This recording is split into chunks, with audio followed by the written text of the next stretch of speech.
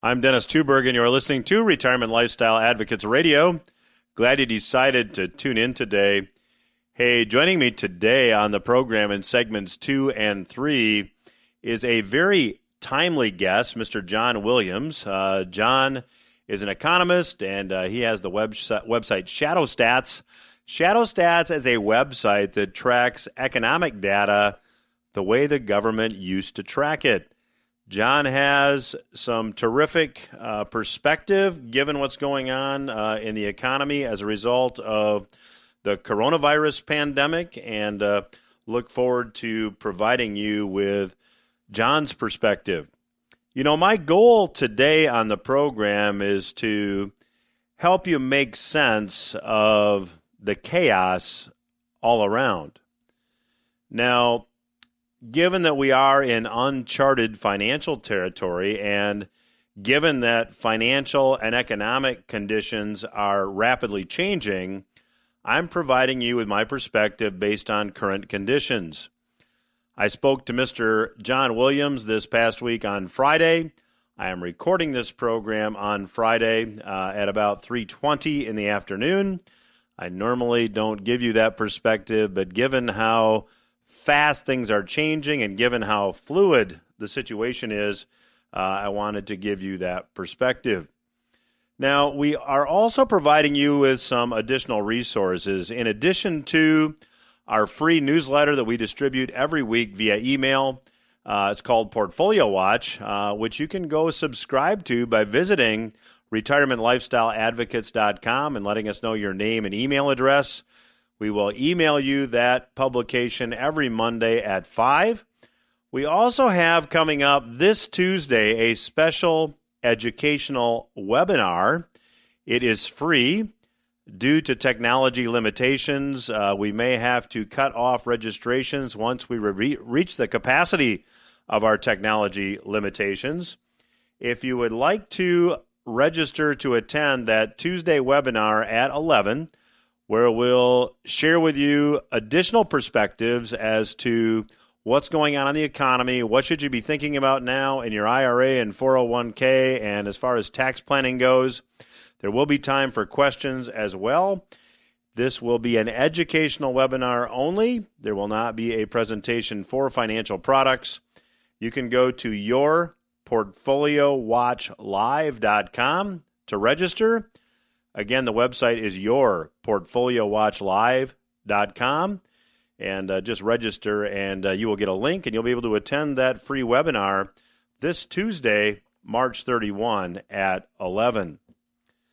Now, I believe the coronavirus is the black swan event that triggered multiple market chain reactions that I will discuss in detail on today's program.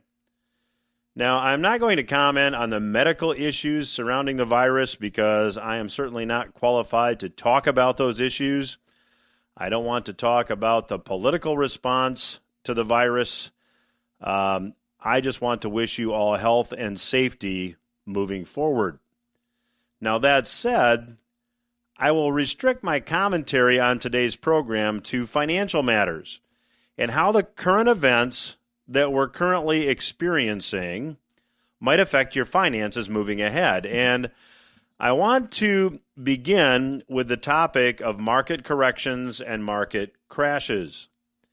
Now, historically speaking, when you go back and study market corrections and market crashes, they are typically triggered by an unexpected black swan event. So from that perspective, this correction is like most of the others experienced by markets over the years. Now, certainly a medical event like the one we are presently experiencing is impossible to forecast. However, I've been talking for a long time about stock market valuations, and I've been predicting a major correction.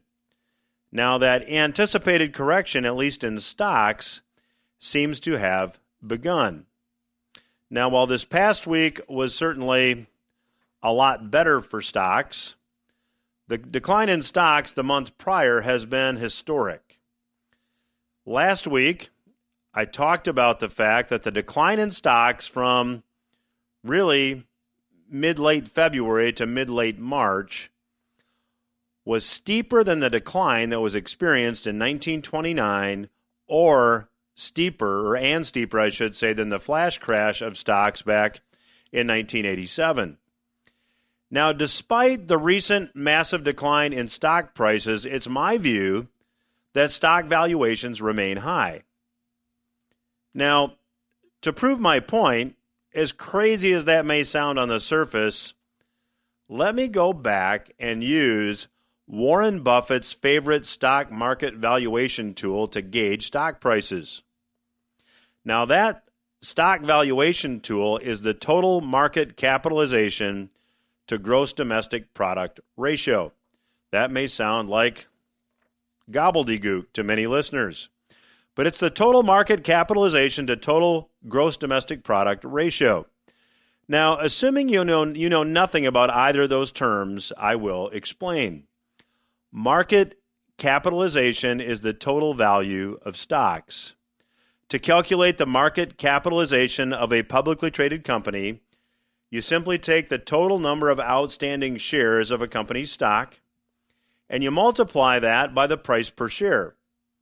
Total number of shares times the selling price per share. When you do that, you come up with a total market capitalization for that particular company. When you do that for every publicly traded company, you arrive at the total market capitalization of the market measured in U.S. dollars. So that's the first piece in using Warren Buffett's favorite stock valuation tool. You need to know what total market capitalization is, and essentially that's just the value of all stocks.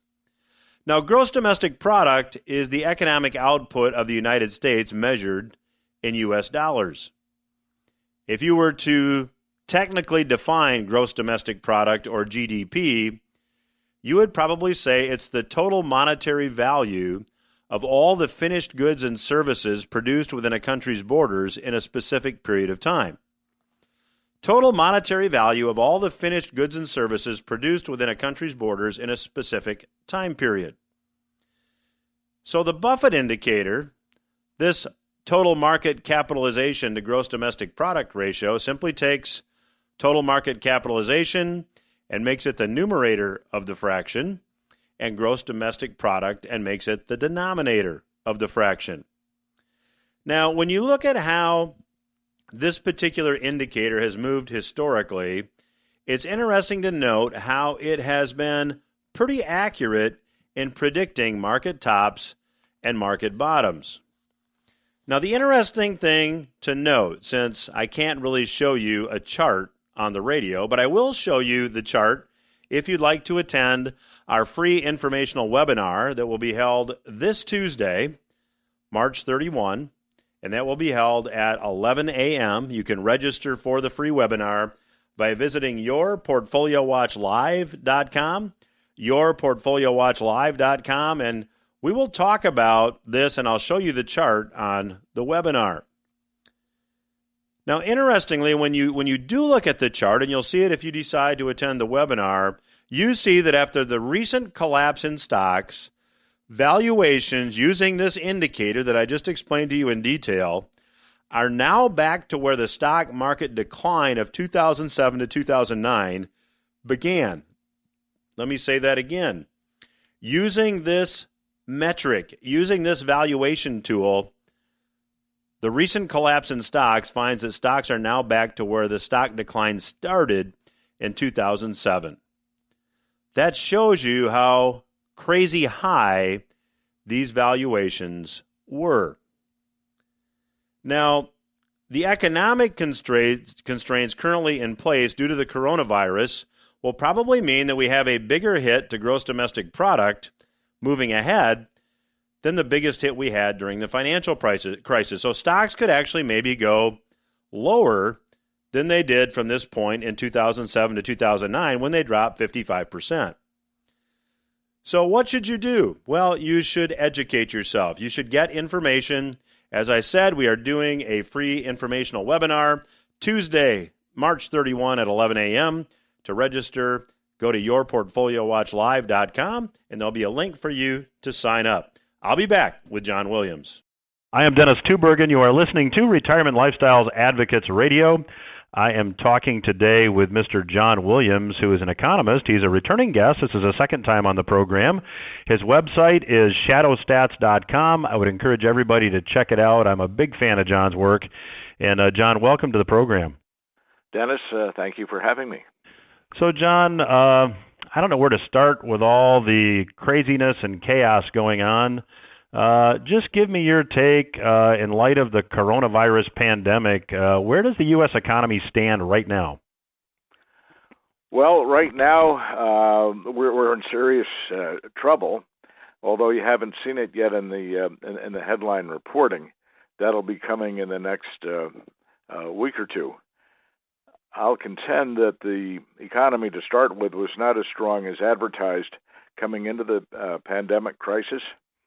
If you go back a couple of months, headlines were that the Federal Reserve was claiming that they had succeeded in attaining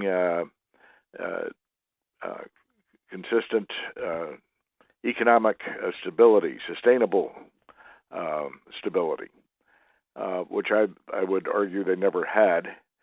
And then, of course, the stock market was just looking at an ongoing economic boom. The problem is, I look at the broad economy, I look at the raw statistics, I have ways of modeling them, and I know some pretty good indicators that get beyond some of the hype that you get off of Wall Street. And Wall Street does hype. They always love to sell stocks and keep the market rallying, which is fine, and you hope that continues. But we have a circumstance here where the economy actually had started to turn down and probably was in a recession back in the first quarter of 2018, 2019. What happened then was that the reported numbers were distorted by the government shutdown. The shutdown included the Commerce Department, or arguably parts of it, and sections of the Commerce Department that do the economic surveying, such as the Census Bureau. We've been through some similar distortions in the past, and what I find is that when the government doesn't have hard or really good quality statistics at hand, they tend to make a positive assumption as opposed to a negative assumption as to where things are going. And I've been in this business for a long time and have known people in different areas there, and their point very simply was it's politically embarrassing to have to revise a number higher because it would have been better politically to have it artificially high and then have to revise it lower. So generally when they make their guesstimates, they're always to the plus side. And you see that in things such as retail sales, and you didn't get normal benchmarkings that would usually take the numbers lower as they catch up with reality. But you also have some statistics that are independent of the government, which didn't get affected by that, such as the Cass Freight Index. You look at the basics of the economy. Freight is a basic one. Energy is a basic one. And what you'll see is that with the Cass Freight Index, it started to turn down about that time in November of 2018, and that's in terms of negative year-over-year growth. And it's been continual and deepening since then. We're now at levels that were seen last in terms of falling off at the onset of the Great Recession. And we've seen, even with the headline retail sales as now reported, adjusted for inflation, you had a contraction in the fourth quarter of 2019 against the third quarter. What's important there is that the fourth quarter of 2019, that's the holiday shopping season. Industrial production is also down in the quarter. You have the employment numbers that are generally they're consistently defined now, but they're not always defined the way I would like to see them. But if you look at the payroll employment, where the government takes the counts of payrolls reported by employers to the state agencies, they found that they had overstated employment payroll employment rather significantly, and had to revise it lower. And this was just reported in the last couple of months by 510,000 jobs from what they thought they had before. This goes back to 2019, and again some reporting difficulties. But the difference there is that it knocked 20% of the growth off the payrolls that had been there before. Nonetheless, you look at the headline 3.5% unemployment rate, it is at a 50-year low. My problem with the unemployment rate is that it was redefined at the time that NAFTA was put in place to basically remove the counting of long-term discouraged workers from the broader unemployment measures. What they did is, aside from the headline number, which is people who are currently looking for work, unemployed, but they're actively looking for work, which is 3.5%. They also have what they now call the U6 measure, which includes people who'd like to work but have given up looking for work because there are no jobs to be had. And that's where you're 3.5% with a headline number. That's up around 7.5% plus or minus right now. But the way they used to measure it is that as long as you wanted a job and had given up looking for work because you just couldn't find a job, they'd count you as a discouraged worker. After NAFTA, they eliminated that to be if as long as you had been discouraged for 1 year, they'd count you, but after a year, they just dropped you from the counting. And the difference is that instead of being around 7-8% for the broader unemployment measure, it's closer to 20% if you count it the way they used to. And when you combine that with the headline 3.5%, you get an explanation for one thing which is a little unusual in the numbers, and that is that we're seeing high levels of labor market stress, the participation rate, the employment to population ratio. Those numbers are unusually low, more consistent with a recession than 3.5%, which would be consistent with a booming economy. And the difference is tied to the redefinitions of those unemployment numbers back in 1994. John, let me jump in, if I could, just to jump in on the employment, because for some of our listeners' benefit, I think that, when you say that when you calculate the unemployment rate the way it used to be calculated going into this coronavirus pandemic, it was approaching 20%. So can you just kind of explain where you think we go as far as true unemployment as a result of, current conditions? Well, in current conditions, and the impact you're having from the coronavirus is that it's savaged the economy. And when I say you're going to be seeing these numbers, the bad numbers from the coronavirus, and keep in mind what I'm talking about the weaker economy now underlies what we're going into. The coronavirus is overriding this sharply to the downside. You'll get initial unemployment numbers next week. I say next week, April 3rd. And that is, you should start to see a jump there, but and those will be the March numbers. When you see the April numbers, there you're going to see a big jump, and you're probably going to be up around 25% unemployment. I mean, you're talking there things that have not been seen really since the Great Depression or such. Are you suggesting, John, that the headline rate is going to get to 25%? Are you suggesting the headline rate might get to 25%? Yes, for the month of April, which gets reported not this next week, but a month from now. That's incredible. Yeah, that's a lot of people have lost their jobs. There are also companies that have put people on layoff, and they're paying them fully. So but looking at you just had 3.5 million new unemployment claims in the last week.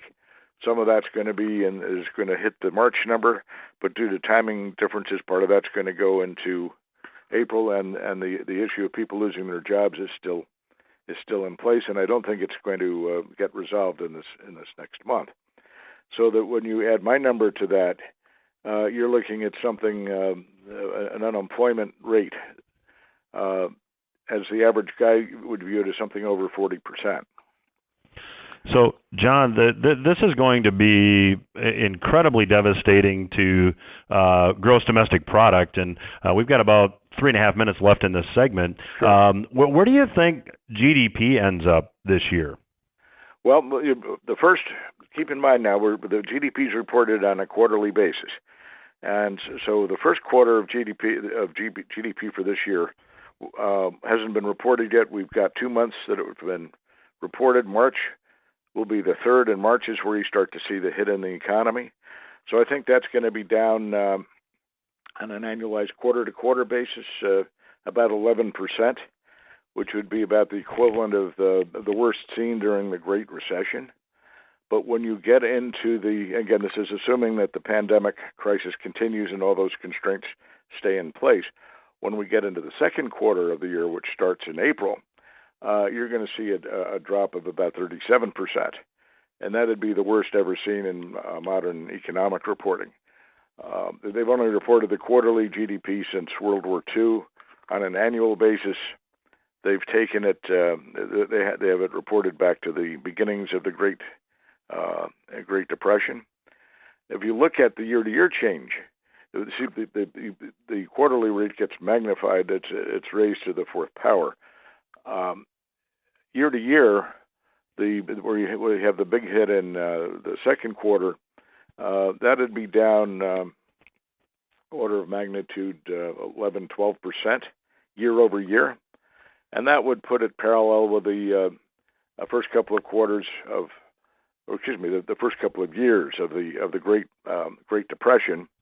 And in the period of time, and I think 1946, as the economy was cutting back on its industrial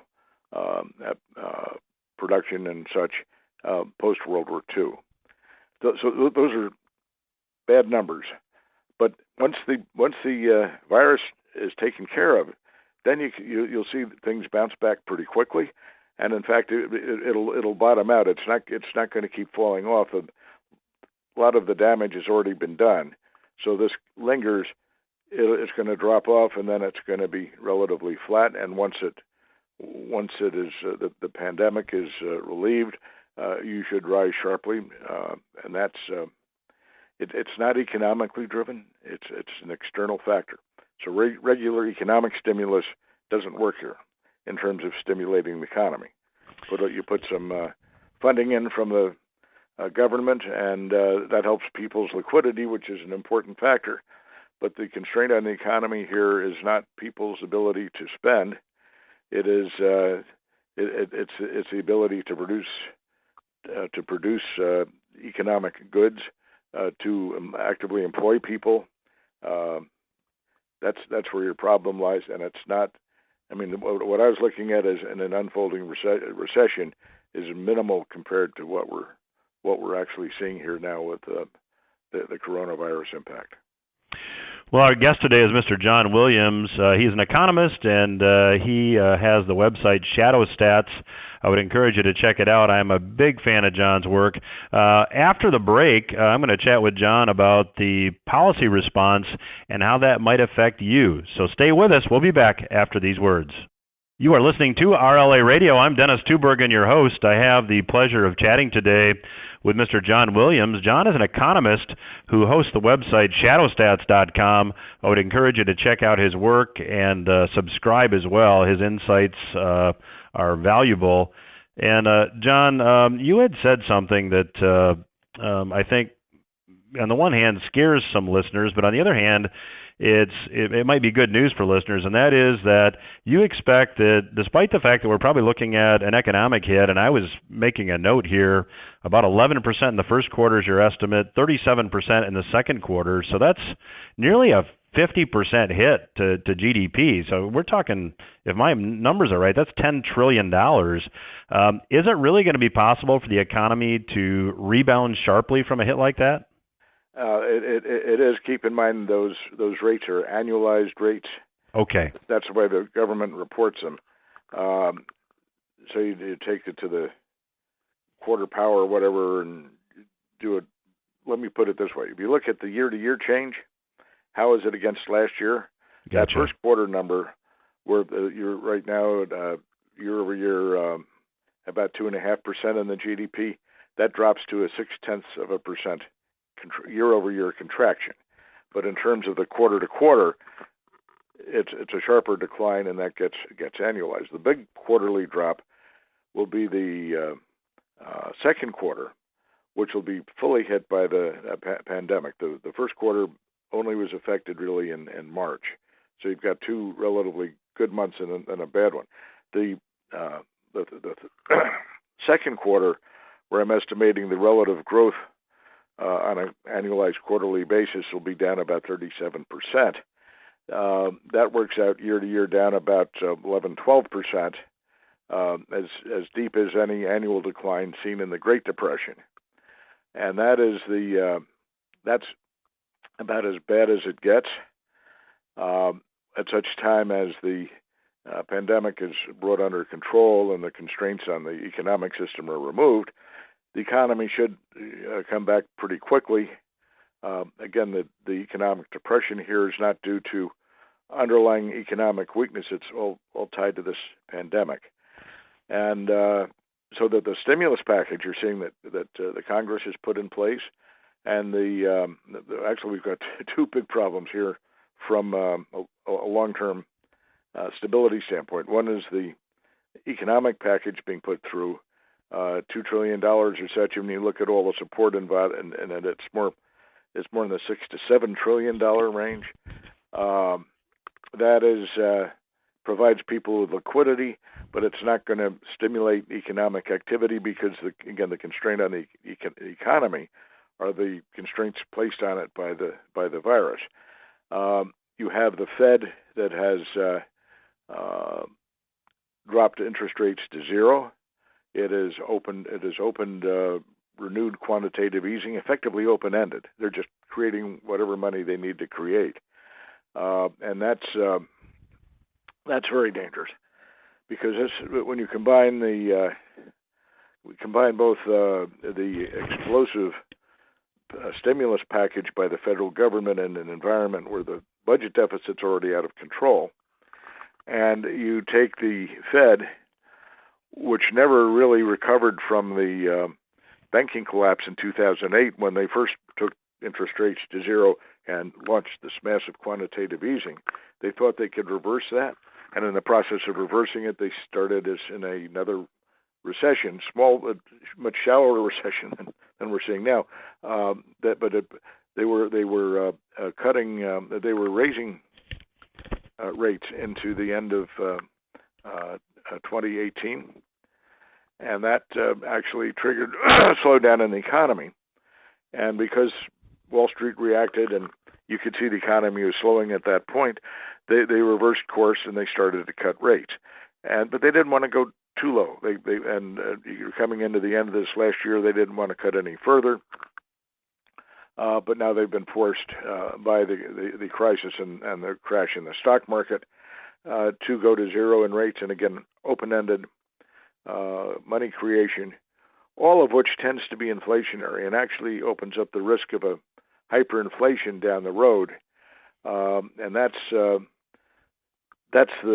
big negative here that can come out of what the way the government's handling it. They're doing whatever they can up front to try and keep the system stable, and you want to keep the system stable. I mean, nobody wants to see the system crash. Again, had the Fed handled the circumstance with the banking system collapse back in 2008 differently, we could be looking at a different. They might have had a better circumstance to handle things this time around, but it is now what's happening now in terms of having to bail out the system is being built upon all the excesses that they put in place back in 2008 because they haven't been able to reverse that, or at least significantly. All the gain they had there has basically been wiped out by the coronavirus so far, and they're going to have to go further, as likely will the federal government. So as all this money is pumped into the system, that generally tends to be inflationary, and in fact, at the magnitude that we're saying things here, hyperinflationary. My goodness, I can tell you that I've been looking at these numbers for, I guess I'm going on 40 years now, 50, I think it's 42, 43 years. In 2004, or I guess it's 2005, when the government published its financial statements, and the Treasury publishes the financial statements of the government every year, the unfunded liabilities doubled. This is the longer-term debt that is not otherwise covered. What the government did in the year 2004 was they effectively doubled the exposure, long-term exposure with Medicare and such. And that when I saw that, I talked to people in I guess the Bush administration and at the Fed, when that was the Greenspan Fed. Say, look, you guys are dooming the system to a hyperinflation come, I figure it's about 2018, 2019. This is back in 2004. Oh, the response I got was, that's too far into the future to worry about. Right. Well, things never got better, and then you had the crisis in 2008, with a lot of what you're seeing happening now, which the Fed did try to reverse, but never. Now has lost whatever it had reversed, and it's going the other way, and the government's never gone back on its deficit.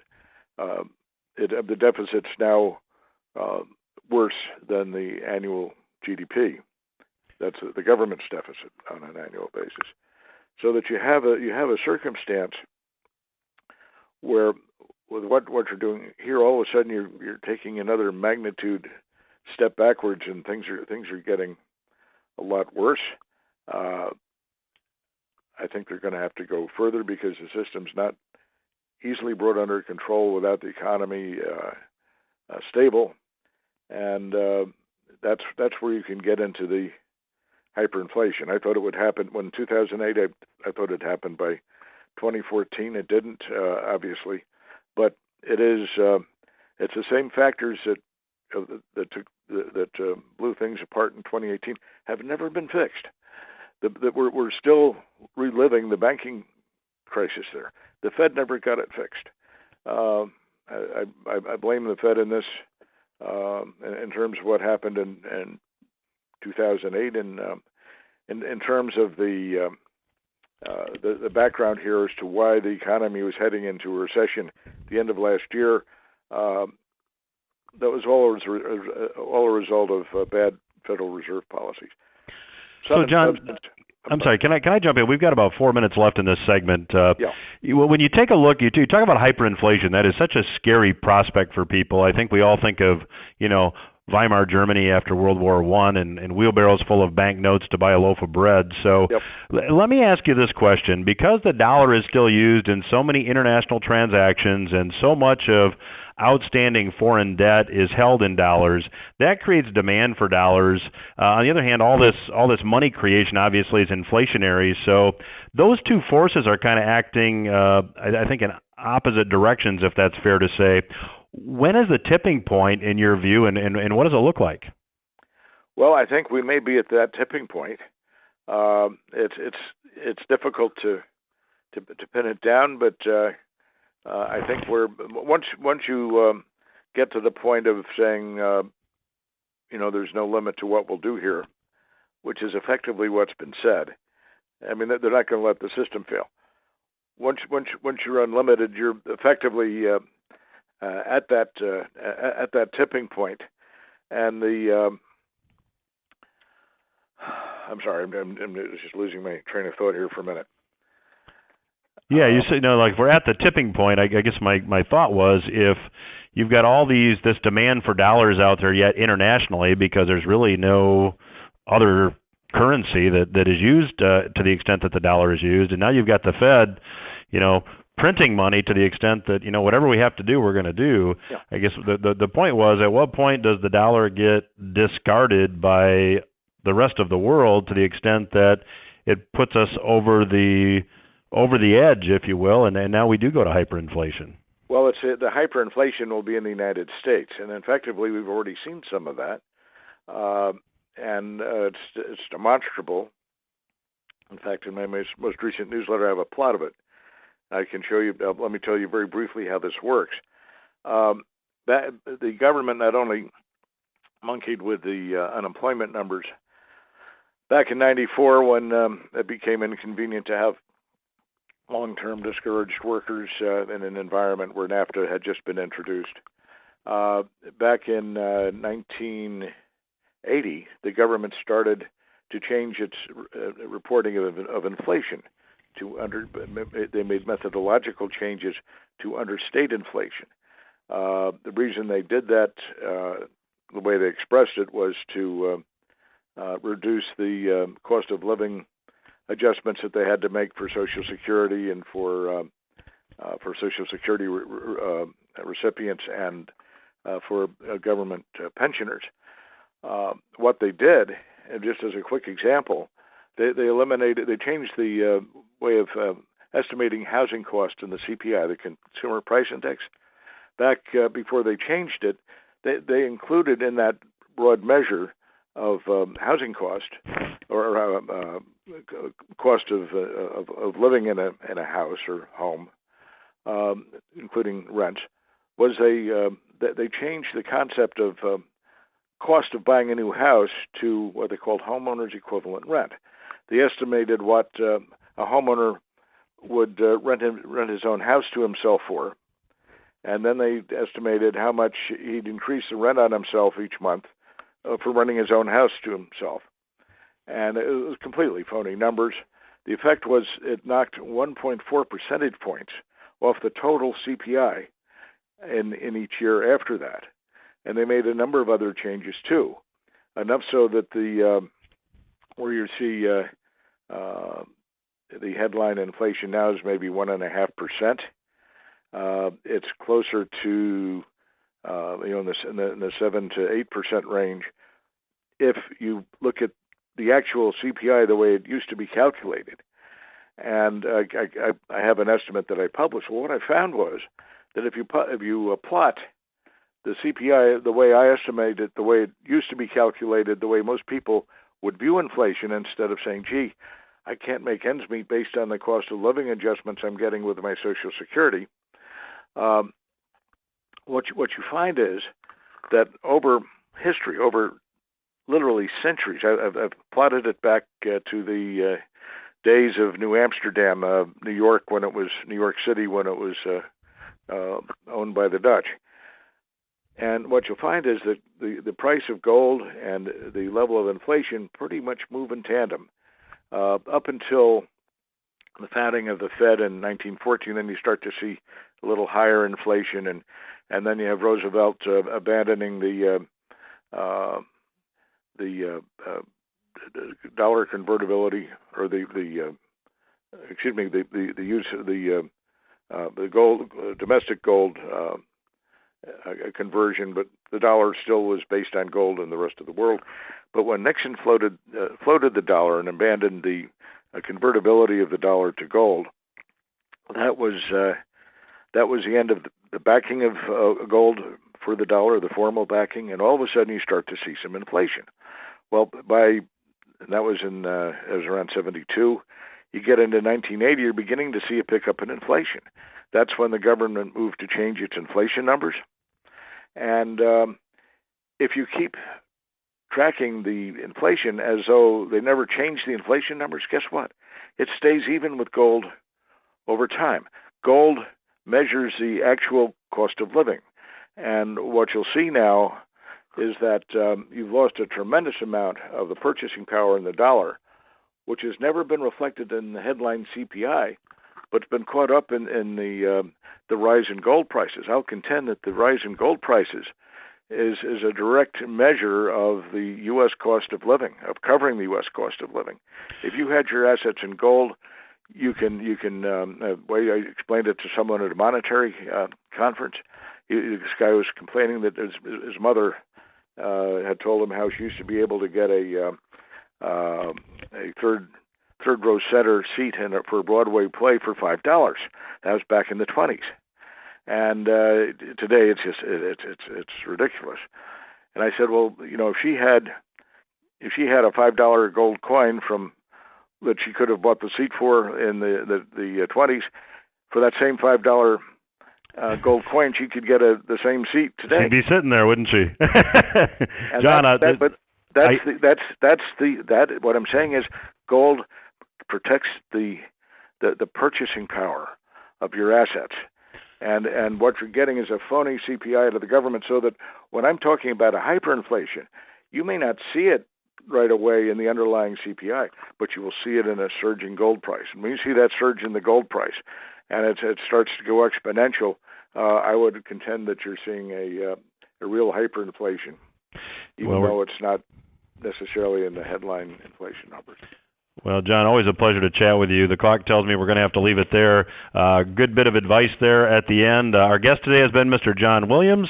His website is shadowstats.com. We'll be back after these words.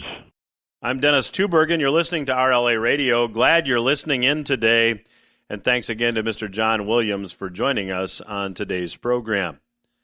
In the first segment of today's program, I shared with you the fact that using Warren Buffett's favorite stock valuation indicator, stock valuations are now back to the point where the decline started in 2007. That is a bit unsettling. Now, does that mean stocks have to go down 50% from here? The answer is no, but we would caution you to be careful. See, the Fed has launched an incredible response to this decline. There's massive amounts of money creation going on, which I believe will ultimately be bullish for gold. Now, if you've been a long-time listener to this program, you know that for the past several years, I have been suggesting that you get tangible, and by getting tangible, I mean accumulating gold and silver in some of your portfolio. Now, the reason for this is simple. History teaches us that whenever money is printed, eventually bad things happen. We see asset price bubbles, not unlike the bubble that we just experienced in stocks and are still probably experiencing. And eventually we see inflation, as John Williams talked about today. Now, precious metals are a hedge against what is, in my view, the eventual inevitable inflation. Now, gold prices have been fluctuating as stocks have been crashing. However, there is something going on in the gold market that hasn't been reported, but it's very real. At the present time, there is a huge disparity between the paper price of gold and the price of physical gold, if you can even find it. Over the past month, demand for physical gold has surged. And physical gold and silver, if you can find it, is commanding an extreme premium. So, what should you be doing moving ahead? Well, educate yourself. The first thing you could do would be attend our free live informational webinar this Tuesday at 11 a.m. You can register by going to yourportfoliowatchlive.com. And on the webinar, I'll share with you our long-term gold forecast, long-term stock forecast. I'll also share with you the forecast for U.S. Treasuries and the U.S. dollar. More specifically, I'll give you a strategy that you should consider doing and using right now in your portfolio to measure and monitor where you are. So again, if you would like to attend our free informational webinar, it's at yourportfoliowatchlive.com. That's this Tuesday at 11 a.m. And again, to register, as I said, it's yourportfoliowatchlive.com. We also have resources available at retirementlifestyleadvocates.com. All of the past programs are posted there. You can go back and listen to any of the programs. You can also subscribe to our weekly newsletter, Portfolio Watch, at that website. And again, the website is retirementlifestyleadvocates.com. That's all the time I have for this week. I'll be back again next week. Stay safe.